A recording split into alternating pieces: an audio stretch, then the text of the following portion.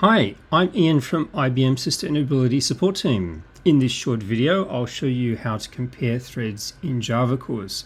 For this demonstration, I chose 5 javacores that were generated in succession. It's best to generate javacores at least 30 seconds apart so that the impact of the generation itself does not affect the results. In the thread dump list, select all the javacores you want to compare and right-click and select Compare Threads. The first thing to notice is the thread comparison analysis. This provides a list of hang suspects. Often the threads near the top of the list are more interesting as they have the highest average stack depth. Having a higher stack depth generally speaking means that the thread is more active than other threads.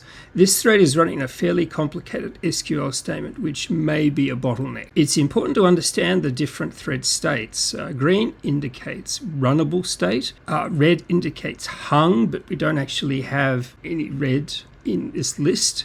Purple indicates waiting on condition, which is harmless. This doesn't mean blocked or hung. It just means that it is waiting for something inside the JVM to finish. Blocked is important. It means the thread is trying to enter a synchronized block or method, but can't because another thread already holds the monitor. And we have some parked threads. The parked P symbol is also a harmless state. Normally only about 1 in 20 threads is active. At any moment, they'll be woken up when needed. Okay, let's open up the left-hand panel to see the 5 javacores a bit better. You'll notice that all the threads are lined up in a row across the javacores. Where the threads continue to exist for the duration of the javacores, there is an entry for each of the columns. One thing to look for is a thread that was in a runnable state in all 5 javacores. This can indicate a long-running process. In the current environment, you can see that there is an indexing thread that was runnable for the duration of the test. This might be an issue since it's associated with an SQL statement, although you would expect indexing to continue for a long period of time, so that needs to be investigated a little bit. It's also worth noting that there is a block threads, all referred to RM derived.